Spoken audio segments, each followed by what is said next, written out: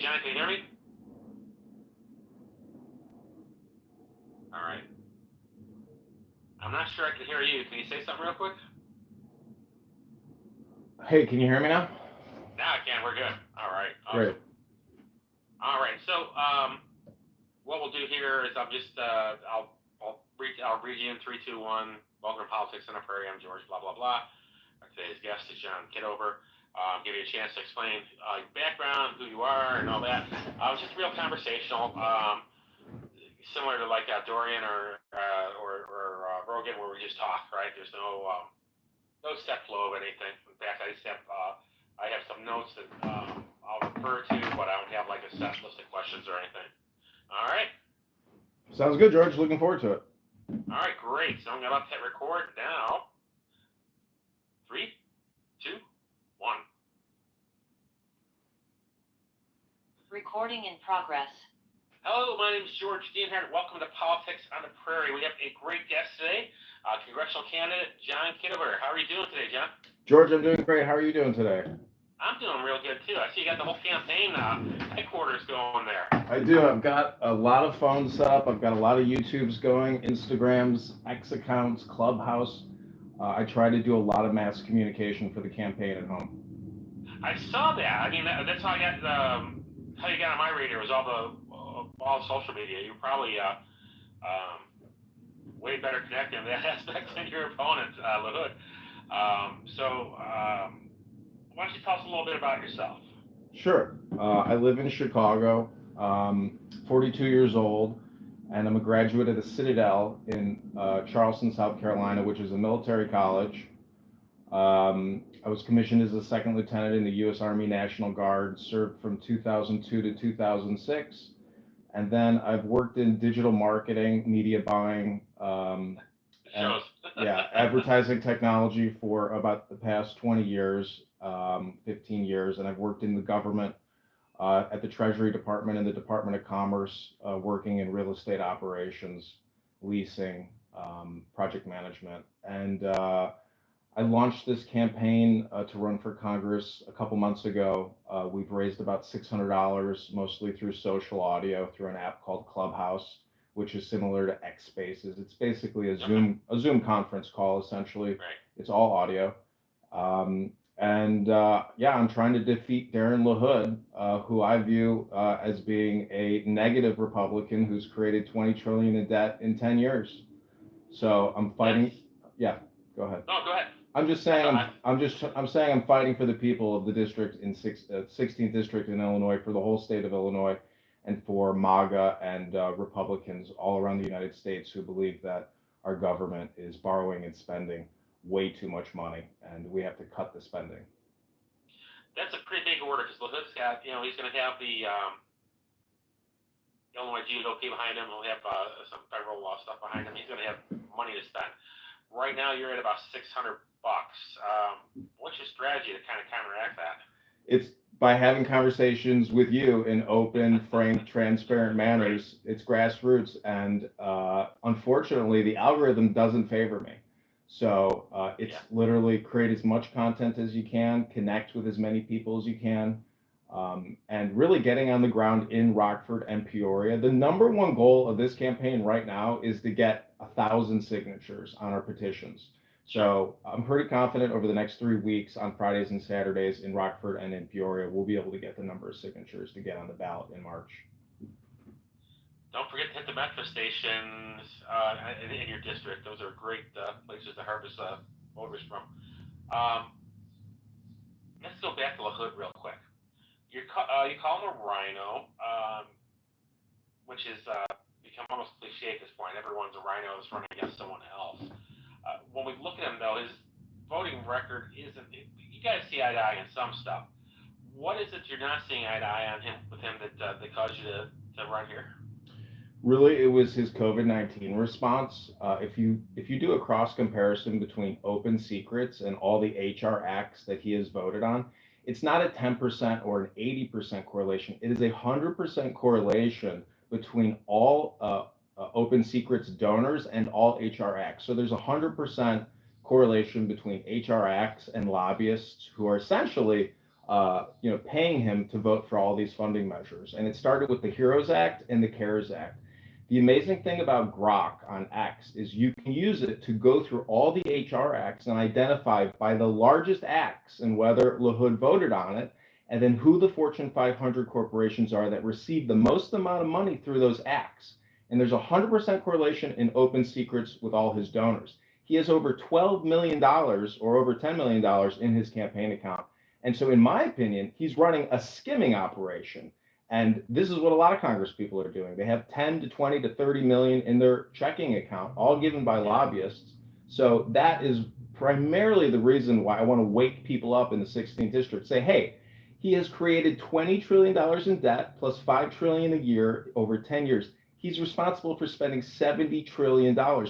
What have the people in Illinois District 16 really gotten from LaHood for all those trillions of dollars? I mean, he likes to say it's all about jobs at Caterpillar, et cetera. So, in my opinion, he's wasting the money. We have to stop borrowing and spending, and that's why I'm running against Aaron LaHood in the 16th district. Well, and in deference to your campaign too, some of those jobs he talks about didn't really appear. You look at what happened with Stellantis; they only got one up with a fraction of those jobs coming back. So it might be good to have someone holding his feet. It goes to show you that it is very difficult to create a successful business. I've launched many different businesses, and you can borrow from the taxpayers and create these businesses that go out of business, like Fisker and the electric buses that Pritzker gave us. So it's super hard to create a business, and when a government creates a business by borrowing and taxing, that's not the bedrock or the cornerstone for building a good business. They're set up to fail, and it puts all the debt on future taxpayers. So it's an unfair bargain. No. What else? What did you do in the Army? You're in the Army National Guard. What did you do there? I know you're an officer, so it's not. It's a little different. I'm not looking for.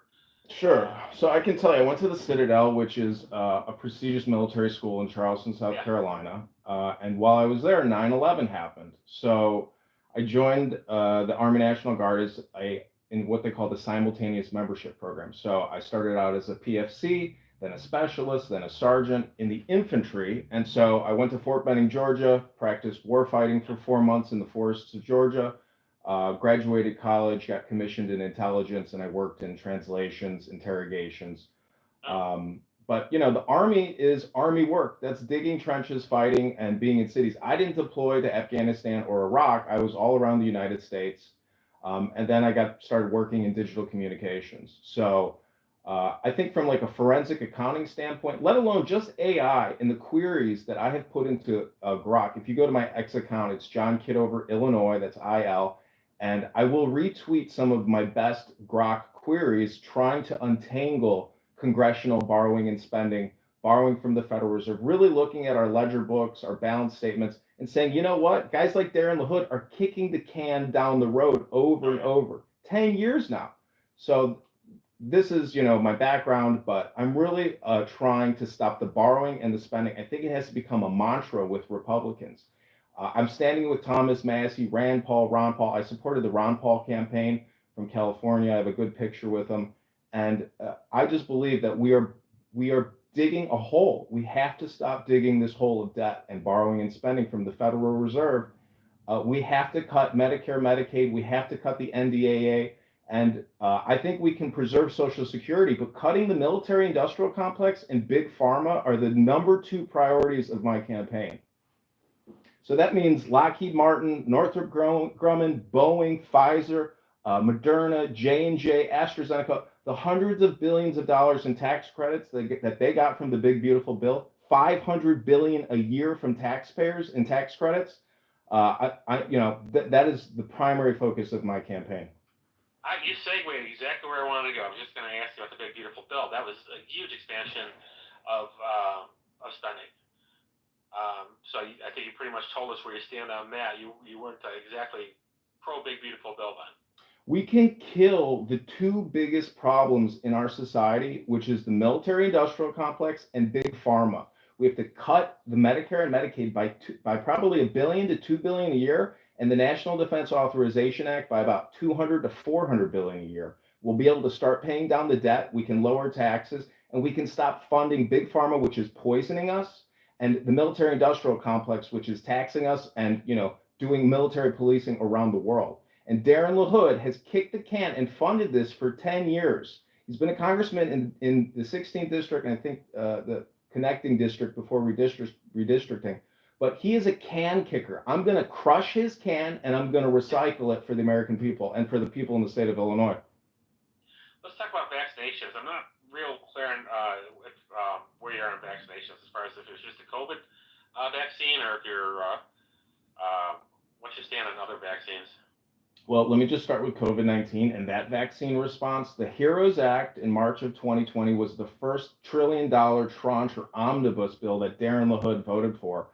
And that is the start of it. That's when Pfizer was able to, print up 30 billion cocktails.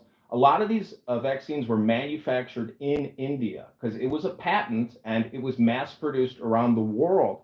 That's not variable medicine. That's giving one solution to everybody for a problem that Dr. Fauci and Bill Gates and the World Health Organization cooked up in Wuhan, China. So to just immediately go to the 72 vaccine schedule that young people have to take, we're living in a vaccine industrial complex. It's not a vaccine diet. This is not acute targeted medicine. This isn't variable. This morning on X, we read through MAHA and the February 18-page PDF that was put out by Secretary Kennedy and the NIH.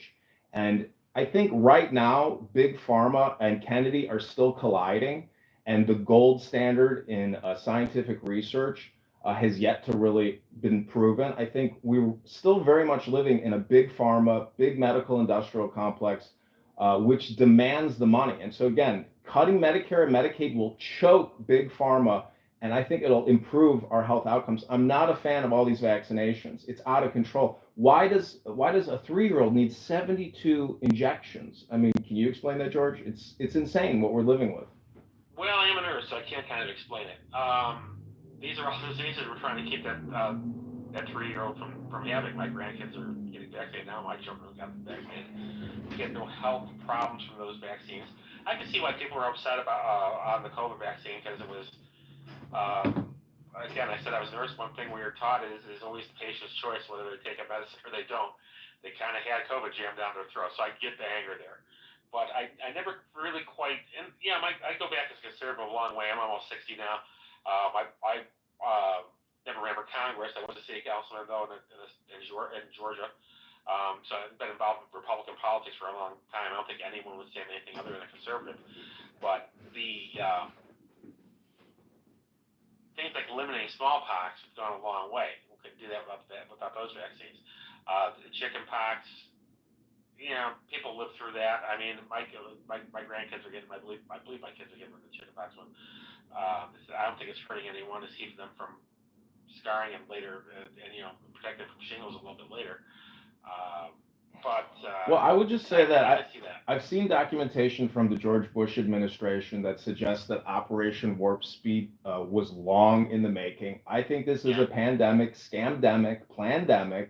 I don't trust it. The lockdowns, the baby diaper masks, people are very angry still. And when you bring up COVID-19 vaccines and the lockdown, Darren LaHood told his constituents via X, if you don't take this injection, this pandemic will never end. You have to get vaccinated. Otherwise, you'll never be able to go back to work. That's the type of messaging he put out on his X account. You can search it. Just go to Darren LaHood's X account, type in vaccine, and see what he told everybody.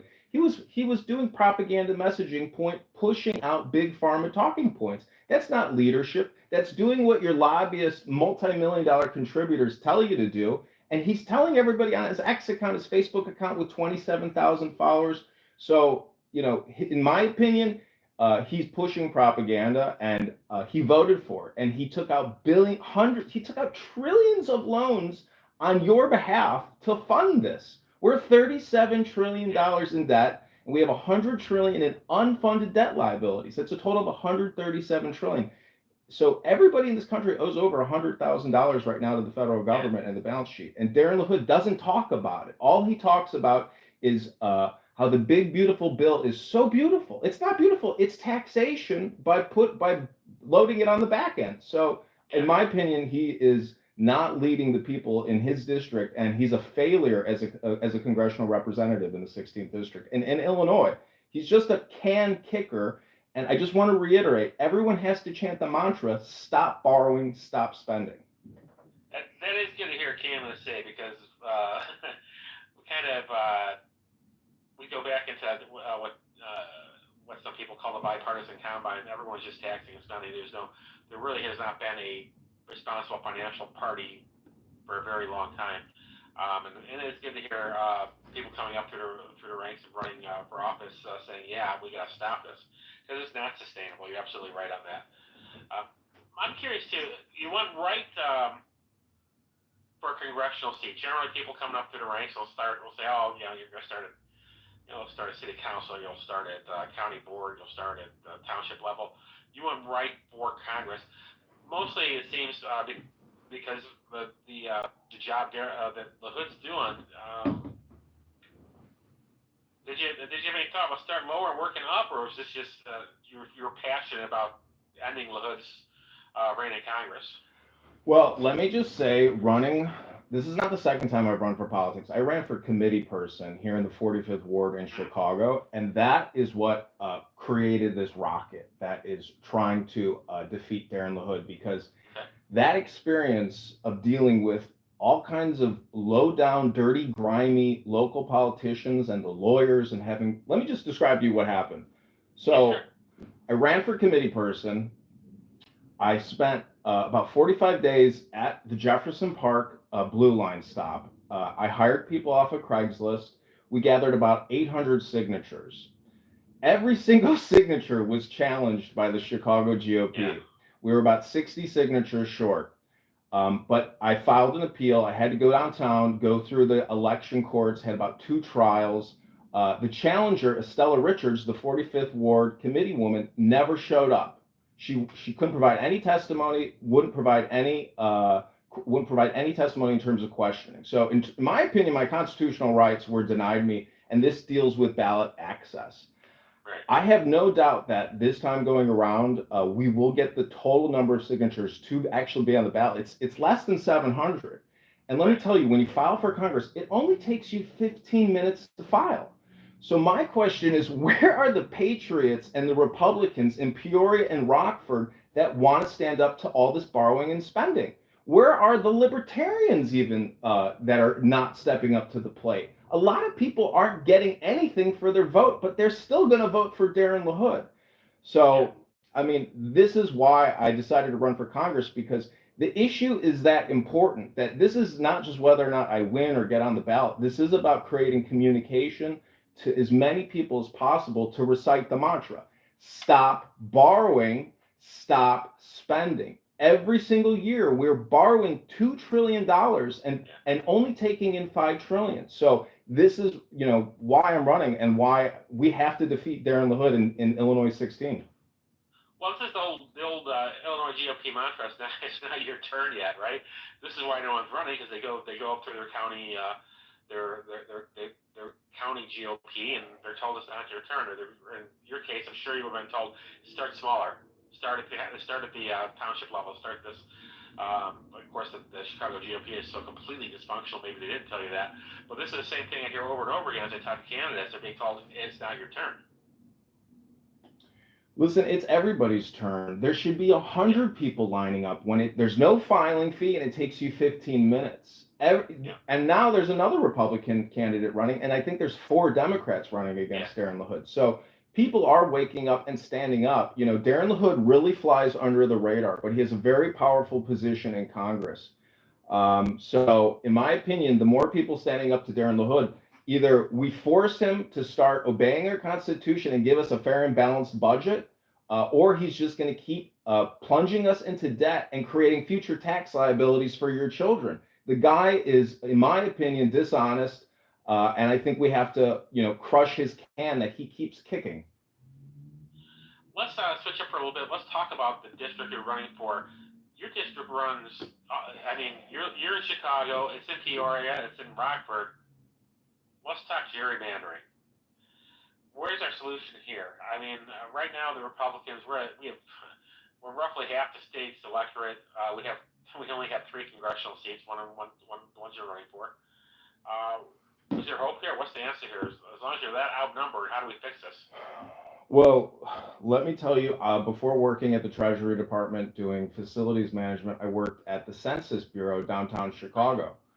So I was opening and closing census offices, and it's a lot of work to open a census office to gather that data. And that is the only agency in our Constitution. All these other agencies are not there. The census is the only one that should technically be funded.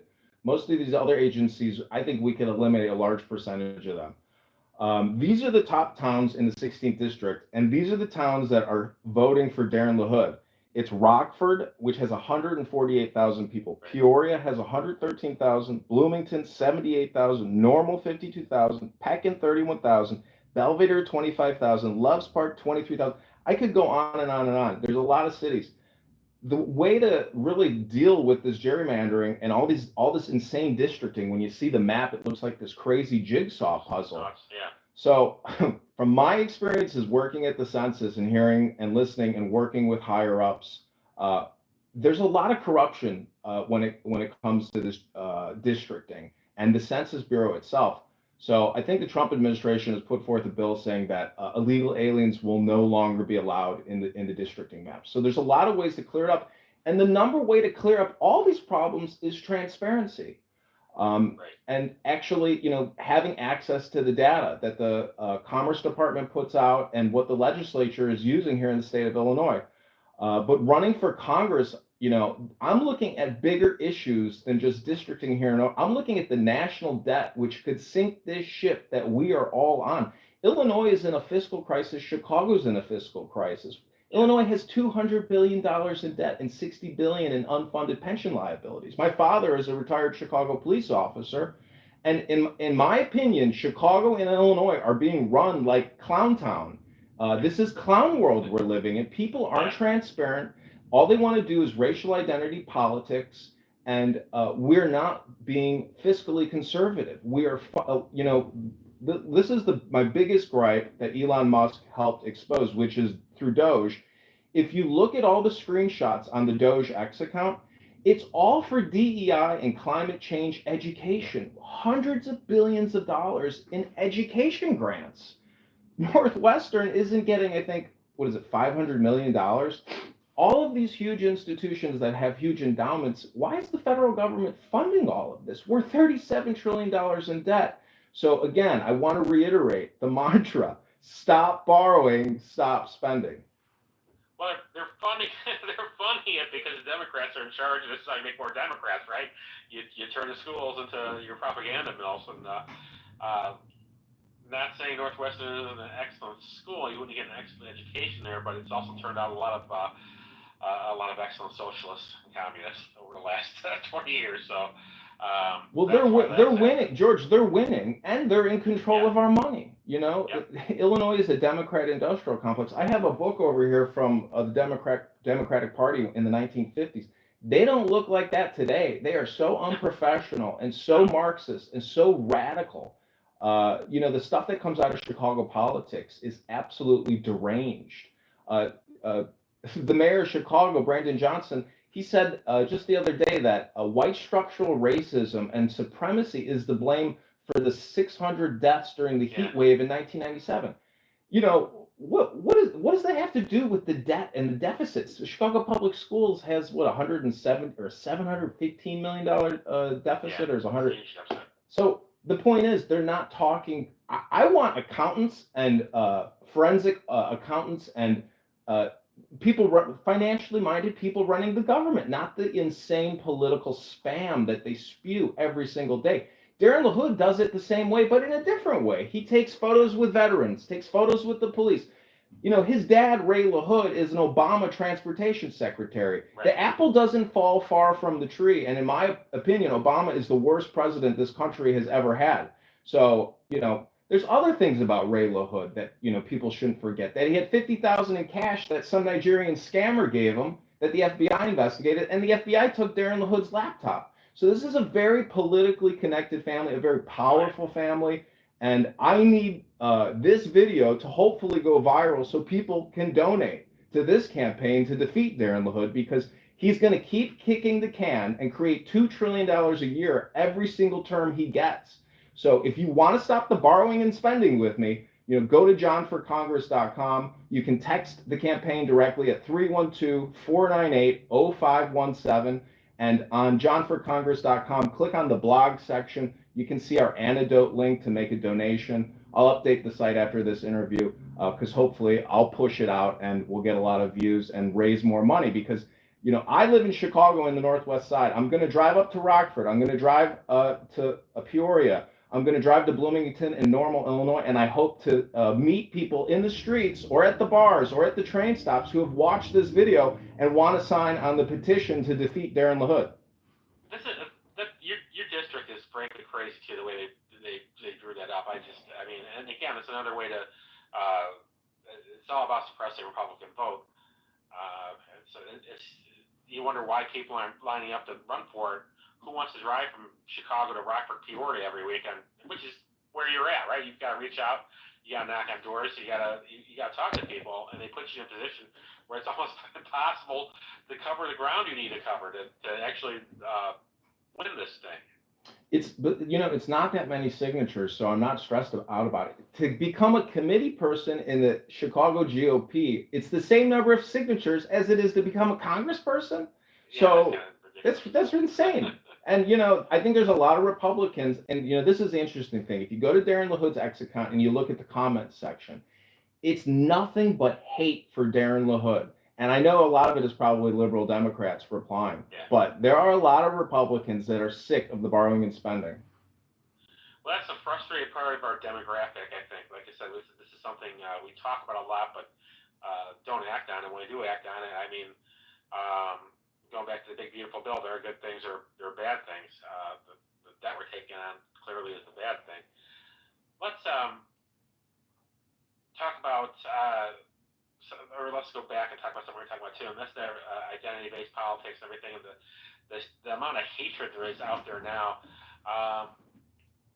What do you think the answer is there? How do we bring not just Republicans back into the fold that may have left because of things like the deficit, but also bring Democrats around to thinking where they're a loyal opposition again, as opposed to just crazy race-baiting lunatics that they're out for blood and hate the president. There's not a lot of logic to what we're doing. How do we fix this?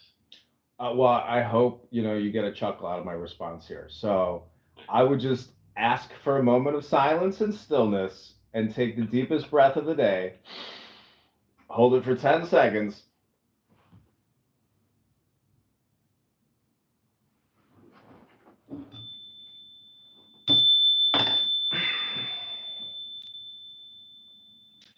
It's wisdom and education. So I think, I've spent a lot of time doing a lot of yoga, reading a lot of books, going to the gym. For me, preparing for this moment, it's the now. So I feel like my whole life, the destiny has led up to running against Darren LaHood in the 16th District. And so, to me, all the racial identity politics, there's a lot of ways to be political. I would say that the national debt is a way to be political. Vaccines are a way to be political. Abortion is a way to be political.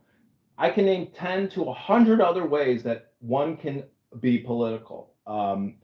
And so really, to me, it's wisdom education, reading scripture, reading sacred texts that point out eternal truths, universal truths amongst all of us. So when somebody does a racial identity political attack or brings it up in the discourse, I just consider it spam and political. If I was to pull out my Bible flashcards here and read you a bunch of sacred scripture, you could say that's being political, but I would also add that it's education in terms of wisdom. So that is the only real true response I have to people who want to do racial identity politics. All right, so you touched on your big issues are the immunizations and the budget. What else would your term in Congress focus on outside of those two issues? Well, I thought, I've kind of meditated on this. Like, if you were the leader of a tribe, what would you want for the people in your tribe? Or if you're a congressperson or a president, or the leader of a business. It's primarily, you do not see in Darren LaHood's X account, he never talks about his constituents' property taxes. He doesn't talk about their income taxes. He talks about, hey, I don't want you to be able to file for free with the IRS, so I'm going to get rid of that so H&R Block and Tax Pro can keep charging you another $200 to $300 a year to file. So, this is the issue is, lowering Illinois and District 16 property taxes, lowering their income taxes, and lowering their public debt and their private debt. Those would be 4 issues that I would want to look out for if I was the leader of the 16th district as a congressperson in terms of legislation. Again, I want to lower your property taxes, lower your income taxes, lower your public debt, which is the national debt at $37 trillion, as well as the state of Illinois, and also lower your private debt. Now, if that means lowered interest rates, that means asking Chairman Powell politely to lower the rate from 4 to 7% down to 1%. So it's all artificial. We're doing it to ourselves. We're stressing ourselves out. The system is stressed out, and therefore we're going to be more stressed out. But a lot of this is of our own making, and we are our own worst enemy. Again, Darren LaHood voted for the HEROES Act, the CARES Act. I could read them to you from my X right now. I wanted to come more prepared with a lot more grok data. But if you go to John Kitover, Illinois, I will re-query and create more queries that I hope people who watch this video will go to John Kitover IL on X, follow me, and you can see a lot of these queries, which is really just forensic accounting and data analytics of the Treasury.gov app. So Thomas Massey has a lapel that says 37 trillion. That data from his Wi-Fi lapel comes from Treasury.gov, straight from the Treasury API. Right. So if you go to usdebtclock.org, they use a different API, but nonetheless, you can get a better picture of the financial balance sheet of the United States of America. And so when Darren LaHood, through the Big Beautiful Bill Act, gives the Fortune 500 $500 billion a year in tax credits, that's all future tax liabilities for you. It's transferring it from the Fortune 500 to we the people. That's not why you're voting for Darren LaHood, is it? I hope it's not, because if you are, you're voting for your own demise. We're giving ourselves away. The Declaration of Independence says they are eating out our substance. And in my opinion, Darren LaHood is eating out the substance of America and the people in the 16th district. And Illinois politics is so corrupt and the people are so sleazy. It's taking a grassroots effort of a guy in Jefferson Park in the northwest side of Chicago to say no more borrowing and spending. You talked about cuts. There are 2 you mentioned that I was specifically interested in. Cuts to Medicare and Medicaid. That's not going to go well with the older people on Medicaid, the older voter. And you also talk about cuts on defense. You talk about $400 million in cuts in defense. $400 billion. $4 billion. Yeah. Where do you see these cuts coming from? What are we cutting to come up with these numbers? So Medicare and Medicaid, the average amount per citizen spent is about $15,000 to $18,000. That money is going to health insurance and to large hospital providers and to administrative expenses like doctor salaries, nurses' salaries, etc. That's almost $20,000 a person. And if you have advanced, diseases and you're on 30 prescriptions, now you're talking about $60,000 a year or $160,000 a year. The point is, we have to take these 2 snakes that are drowning this nation in debt, big pharma and health insurance and the military-industrial complex. We have to start choking these 2 snakes, otherwise the whole ship is going to sink into hyperinflation. By 2050, the United States government will be paying $4 trillion a year in interest on the national debt. And we're only taking in $5 trillion a year because of these 2 snakes. You could look at it like the rod of Caduceus. You're a nurse, you've seen that symbol. These are the 2 snakes choking our livelihood in this country. Everybody is on the hook for this money, but we keep kicking the can down the road. So we have to stop borrowing and stop spending. But where are these cuts coming from? It's point all over the world. You're a veteran too. I'd hate to. My son's in the Marine Corps. I served in the Marine Corps. I'd hate to see cuts that are going to endanger the people out there protecting us. And like I said, as far as Medicare cuts going, you got an uphill battle on that one because half the people are going to vote for you.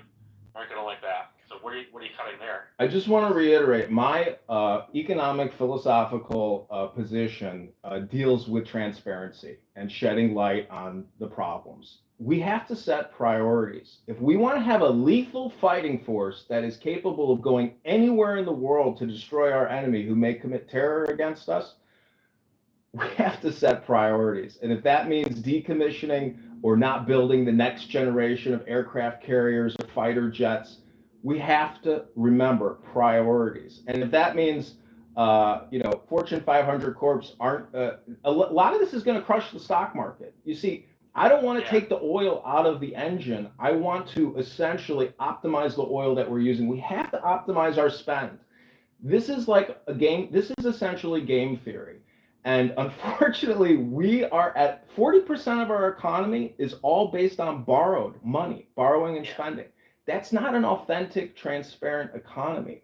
So the sooner we actually get real and stop being children and say, hey, okay, a lot of this net profit is just because Congress is borrowing and spending through HR acts and the Federal Reserve. Chairman Powell said, we don't ask Congress for monetary advice and we don't give fiscal advice. Whatever Congress does is a given and we put it in our models. What kind of leadership response is that from the head of the Federal Reserve? Let's set some priorities and say, you know what? We have to optimize and be effective in our deployment of our spending. It's the way a business runs. When I was at the Treasury Department, I asked the senior leader, I said, well, are we allocating spending to locations where we know we're going to get a better ROI? Why are we building all these new offices if this area of the country is not has no good GDP? We need to go where, if you're going to tax, go where the money's at. No, it doesn't matter. We just got to spend, and we got to, spend. That's how they act. There's no optimization of our game theory as an economy. It's unpatriotic, and we're already 37 trillion in debt. Back in 2001, when 9/11 kicked off, we had $2 trillion in debt. That's manageable. 37 trillion is a crisis. And Chairman Powell says it's totally unsustainable. And in fact, he did a Freudian slip and he said it's unsustainable at the moment.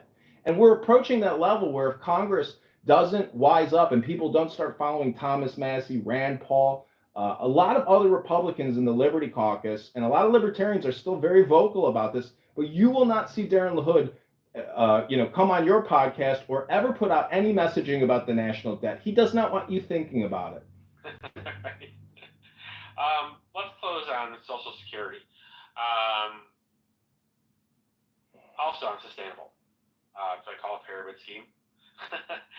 Any efforts to privatize any of it have always failed. How do we fix that? Well, whatever we wind up doing, if you're in Congress, there's a chance this is going to start to collapse on you. So what are your thoughts on that? So some people might not like this response because maybe it's not fiscally conservative enough, but Social Security is the only, it's the second largest line item. I want to keep it 100% intact, but I want, as Doge did, eliminate all the fraud, waste, and abuse in it, especially international fraud. There's still probably a lot of international schemers and scammers ripping that system off. But again, if you look at the snake analogy of Medicare, Medicaid, the medical industrial complex, and the National Defense Authorization Act, and our military industrial complex, the middle pillar is really us. It is our Social Security. So let's actually just enhance the program. If we take away from big military and big pharma, we can increase payouts to Social Security recipients who at this point are 100% involved in a Ponzi scheme. We're $37 trillion in debt, and we're paying over $1 trillion a year in interest to service that debt. Essentially, we have a $37 trillion mortgage that costs us $1 trillion a year, and every year we keep adding $2 trillion to the $37 trillion. Right. So again, we have to start making cuts, and we have to start paying down the debt. But I say preserve Social Security, because that Ponzi scheme, you paid into it. Plus, you got to pay income taxes on the money you already paid in. So you're double taxed, triple taxed. You're taxed from every degree of reality. And that is not the way America was set up to be. We need to maximize liberty, maximize our freedom, and be fiscally conservative. We've gone through a 25-year war and then a big pandemic scamdemic. After periods of warfare, you practice austerity. So this isn't, a debt derangement syndrome rant. This is an American austerity syndrome that people need to start getting infected with, because if you're not part of the problem, you are literally plunging your children into forever debt. There's not going to be some debt jubilee. There's not going to be some meeting of the minds. This is a comprehensive financial system that doesn't forgive debt at the national levels. We owe this to China, Japan, the UK. We owe it to the Federal Reserve. So until people start repeating my mantra, stop borrowing, stop spending, and vote for John Kitover in the 16th district, do not let Darren LaHood kick this can down the road any further. Hold him accountable. Demand a town hall and let him know your feelings about the COVID-19 mass vaccination, about the national debt. Let him know how you really feel about how he's representing you, and if he actually has your best interest at heart, or he has him and his own family's best interest at heart. He's got over $10 million in his campaign checking account from Blue Cross Blue Shield, from Caterpillar, from Moderna, Pfizer, J&J, Comcast, Verizon, AT&T. Everybody has given to Darren LaHood. And the last thing I want to say is LaHood gave us the Broadband Act, which is a $65 billion giveaway to Comcast, AT&T, Verizon. I want to hear one person in the 16th district that has ever gotten high-speed internet that they didn't already have it before, and that Darren LaHood didn't just give you a pile of debt and taxes on the back end. I would say you're going to be hard-pressed to find that person. I think we were pretty okay on broadband by the time, in this area, at least by the time that happened. All right, ladies and gentlemen, that was John Kitover, congressional candidate. I had a great time talking to him today. We'll have you back as you pass the primary. Good luck on your petitions. And what do you want to say on the way out? What's your elevator pitch to our watchers? Well, if you live in Rockford, if you live in Peoria, if you live in Bloomington, Normal, Pekin, Belvedere, Loves Park, Mackenzie Park, East Peoria, Morton, Washington, Dixon, Morris, Chanahan, Streeter, Pontiac, Roscoe, Harvard, Rochelle, South Beloit, or Rockton, go to johnforcongress.com. That's with a 4. Or text the campaign at 312-498-0517. That's 312-498-0517. Or go to johnforcongress.com. I need your campaign contributions so I can get on the road, come to your town, shake your hand, get your signature on our petition. And we have to get 1,000 signatures within the next 2 weeks. And I hope that this video goes viral. I will push it out across all my platforms. And I'm also going to take our campaign contributions that we've raised, and I'm going to run this video as an advertisement in your town, in Rockford, in Peoria, through Google, YouTube. So if you want to donate and you want this message of liberty and fiscal conservatism and anti-mRNA spike proteins in you every single turn, that Bill Gates wants you to eat spike proteins, basically.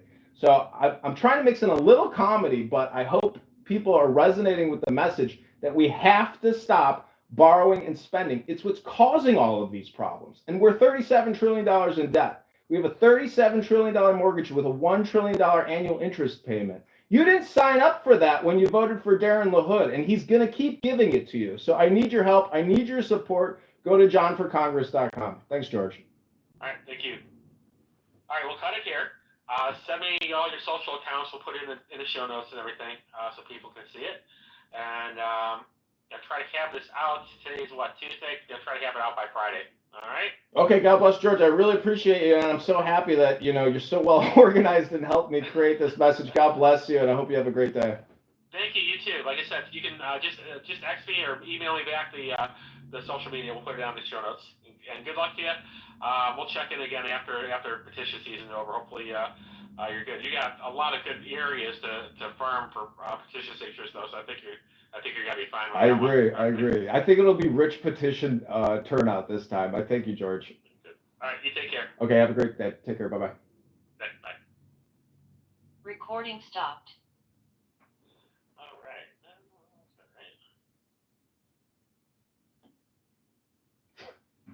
right. Well, that was pretty good.